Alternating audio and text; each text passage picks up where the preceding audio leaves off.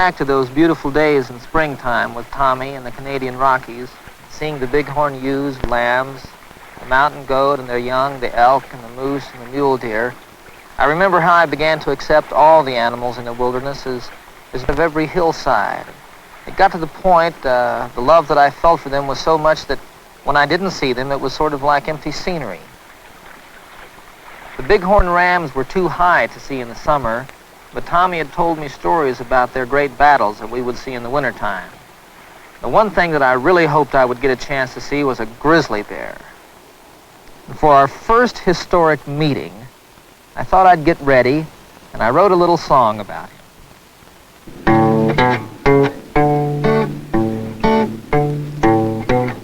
How do you say hello to a grizzly bear? You think he'll understand me, or will he even care?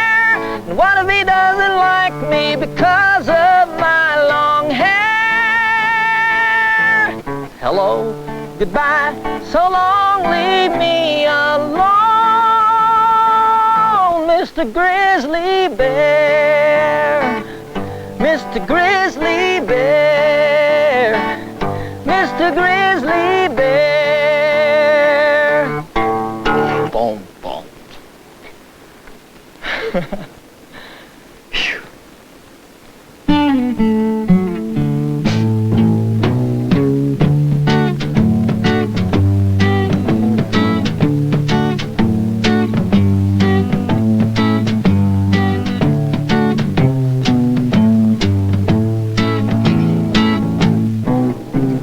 Hello, goodbye, so long, leave me alone, please, Mr. Grizzly Bear, Mr. Grizzly Bear, Mr. Grizzly Bear.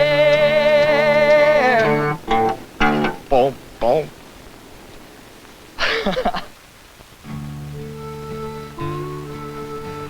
Make sure your feet land level on these rocks so you twist an ankle.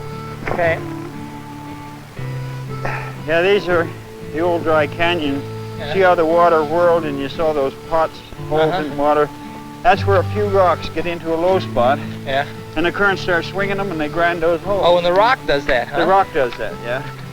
Continue grinding. Here, and find a half a dozen nice rainbow trout traps in these holes. Is that right? Yeah. And this is this natural log jam. That's really something. Yeah, that I river think. changed course. Yeah. Natural dam. Look at that.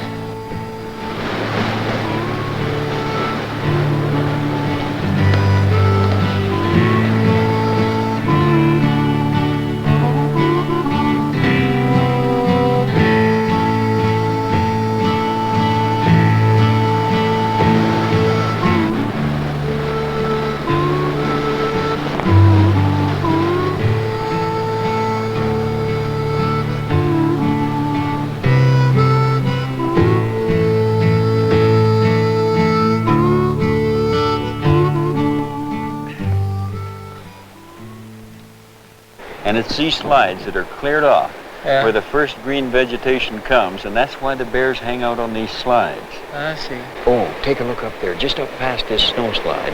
And this is good grizzly bear country, and it's proved right. Look there on the right-hand side of that rock. See, now get your glasses up. And on the right-hand side of that gray rock, up there, just past to the left of the side of that snow. You see that bear there? Yes, I do. Look, God. You see that? And there's the two little ones beside it? Yeah. Well, Look at that. that's a grizzly. And they're dark. Now see that other dark one in the brush behind it? That's the boar. There are 4 dark bears right there. Oh. And the boar, it's breeding season, you see. Yeah. And they're mating now. Those young cubs are 3 years old. You'd think they were full-grown bears, wouldn't you? You just watch it. Oh, and look up above. There's 3 more light-colored ones. That's a sow and 2 cubs.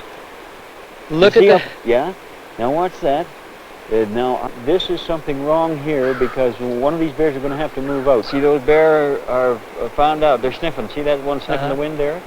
They found out they're in somebody else's territory. Yeah. Or they found out that somebody else is in their territory. Now we'll see which bunch move out of there. Okay. But just sit real quiet and watch this. The wind conditions are right for us.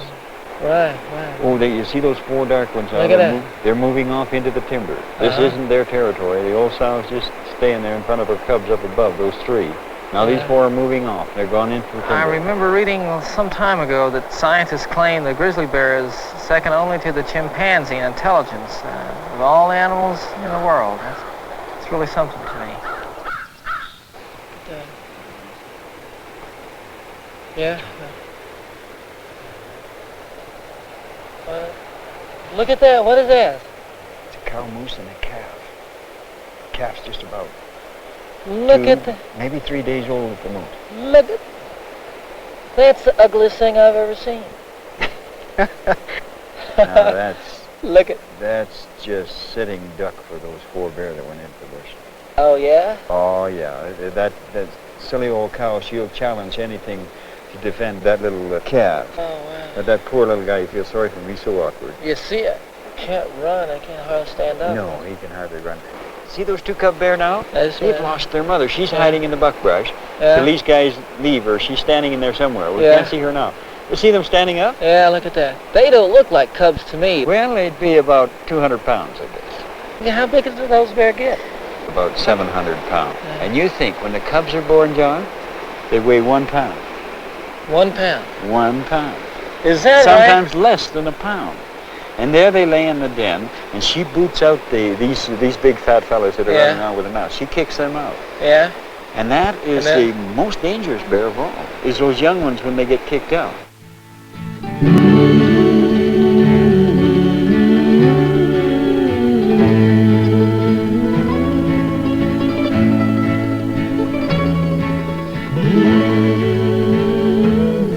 There are 10 different races of North American mountain sheep, 4 of which are best known. The desert bighorn, the Rocky Mountain bighorn, the black stone sheep of northern British Columbia, and here the all-white Dall sheep of Alaska.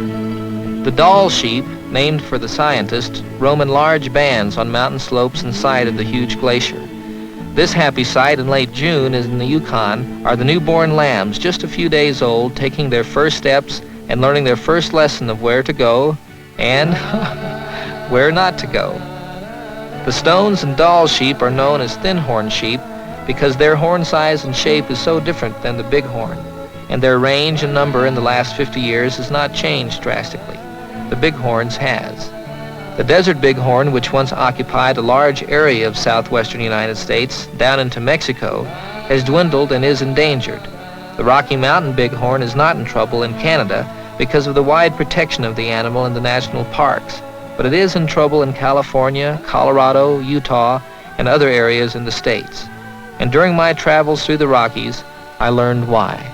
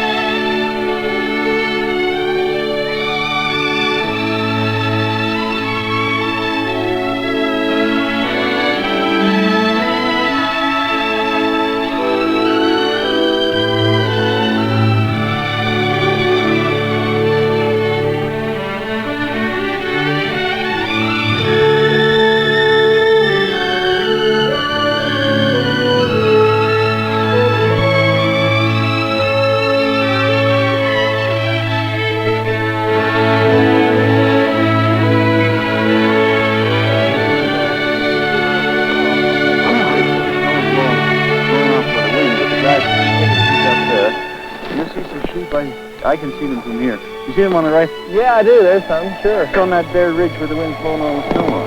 Yeah? We'll be going right up through there and over that next mountain. I can't see any rams up there, though. Well, rams are just on their way in now. It's just mating. Think we'll see a fight today? Well, quite possible. Oh, wow.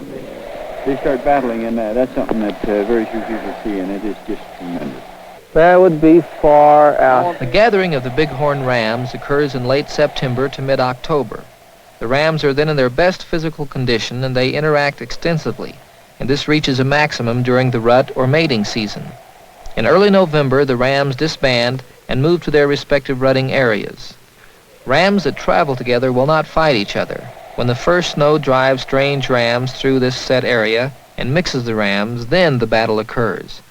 And these are dominance fights. They are really something to see. The biggest ram is not necessarily the leader. He's establishing his dominance, and only indirectly is he leading. The young ram's greatest quality is character. The sad part, in a way, is that if a ram grows well and is a beautiful animal with large horns, he will also die early. He pays a heavy price, for when he becomes dominant and large at 8 years of age, that year during the rutting season, he's going to lose his fat deposits because he will not feed. He will spend all his time guarding one female after another when she comes into heat, and he loses a lot of energy, not just chasing females, but chasing other rams away and in fighting. He bankrupts himself. He goes into winter without that important fat load, whereas the other rams that he keeps from breeding, that he keeps from fighting, maintain their fat load and survive. But it is the survival of the fittest, because he does the breeding. The fittest is the one that breeds most, not the ram that lives longest. The bighorn is an endangered species in the United States because the home range knowledge of the sheep, transmitted from generation to generation, has been lost.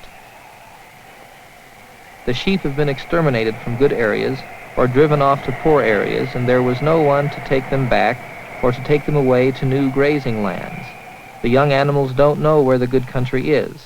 I described to Tommy how the Game and Fish Commission in Wyoming had done a tremendous job in increasing the herds and physically transplanting the animals hundreds of miles across the state from the Whiskey Basin to richer areas. They started the Whiskey Basin Range in the middle 50s when they noticed they had very few newborn lambs surviving in the area. Maybe 6 lambs to every 100 ewe would come through at the end of the winter. This failure was due to a lack of winter range, and winter range is a secret to big game animals. The commission needed land, and they set out the hard cash in 1954 for the land which they called the Whiskey Basin Winter Range. Additional land was given to the commission by the Bureau of Land Management and the Forest Service, especially in the critical rim areas. At first, the land was so badly overused by domestic livestock, horses particularly, as well as heavy game, that they asked for additional range to be reserved for the sheep. Then they approached private landowners and asked them if they would help reserve some of the private land for sheep, and all of this added up to 3,400 acres. The sheep population began to increase, growing to 30 or 50 newborn lambs per 100 ewes in recent years. The animals really responded to the extra protection and new forage. Now the problem in Wyoming is to control the herd because they have so many sheep, and they have decided that trapping and transplanting of the excess animals is the successful system of sheep management. In the Whiskey Basin, they set traps every winter in early December, and they try to capture as many animals as they can during the winter period and move them to areas of Wyoming where they ancestrally had mountain sheep or supplement herds that are not very large. They move about 60 sheep, ewes, and rams each winter. The floor of the enclosure is covered with alfalfa hay, as well as salt to bait the animals. When they have the number of animals in the trap that they want and approximately the sex ratio they want for transplanting, they release the gates from an observation point about a mile away by triggering an electrical switch. The area they use is one of the few places in the state where you can drive trucks up close enough to load the sheep. After a few hours, the men go in to handle them. Next, the sheep are led into crowding pens, and the men go in, circle the animals, and physically force them down into the smaller pen and from there out through this chute. They are one of the easiest animals to handle because they're so intelligent.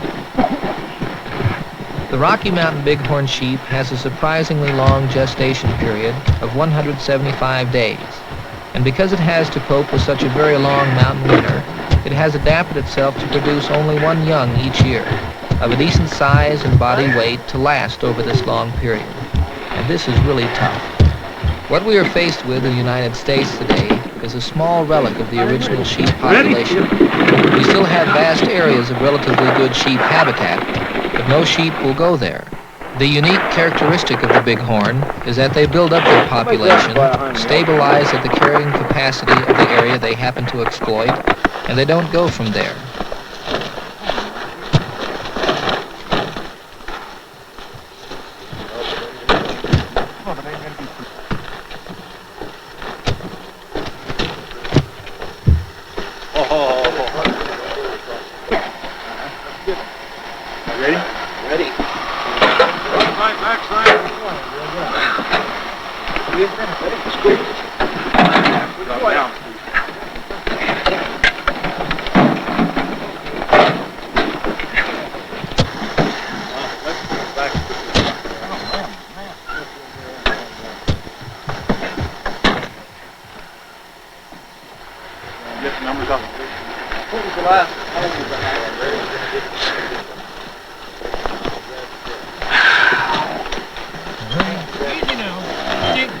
The bighorn are then caught one at a time and processed and given an inoculation and then loaded into boxes constructed on the back of the pickup trucks.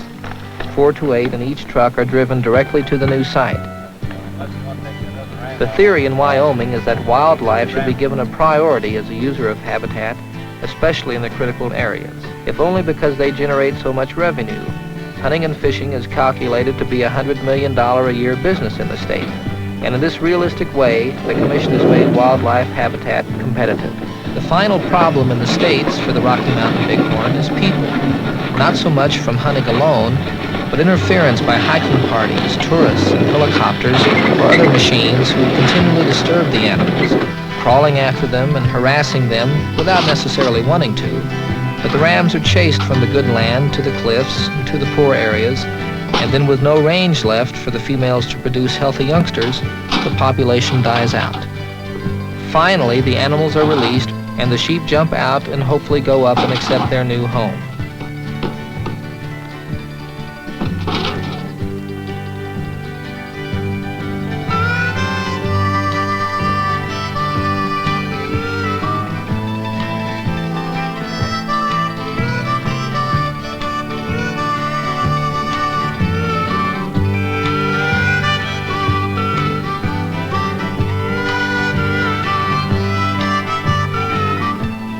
After I told Tommy the story, he wanted to know if I had written a song about the place, and I told him I had indeed.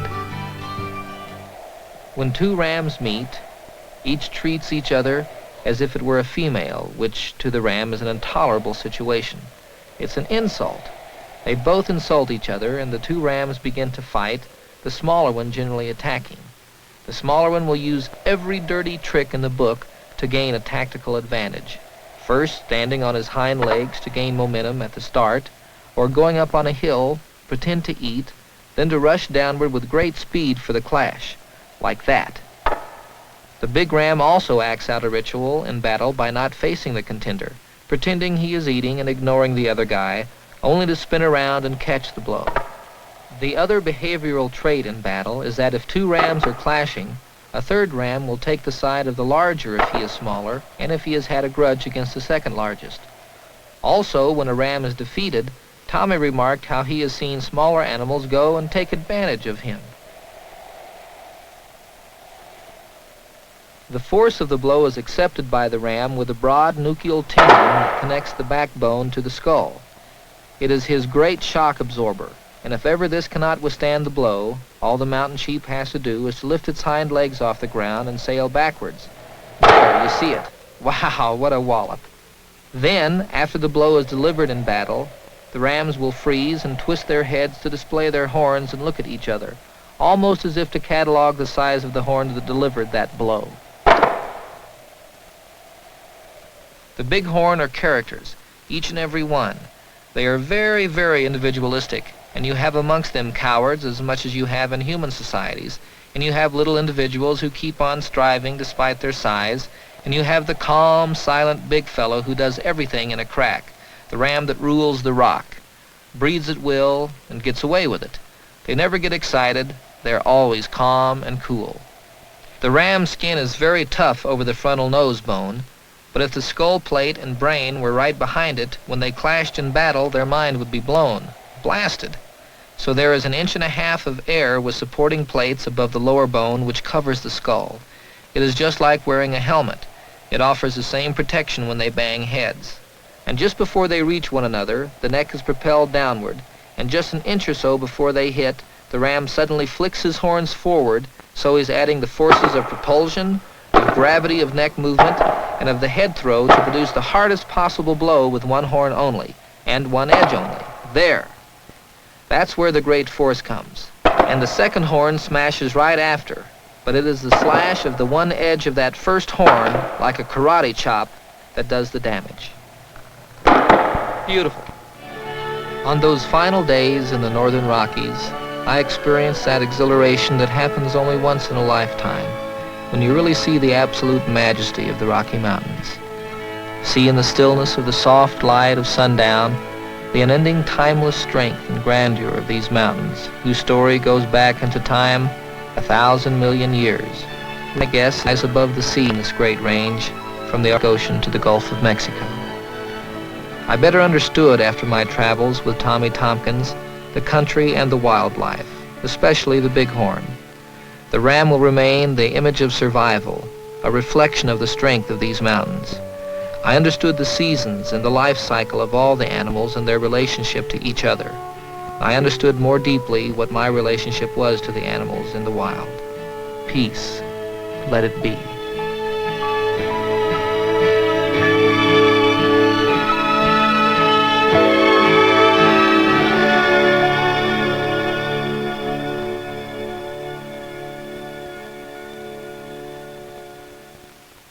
Yeah.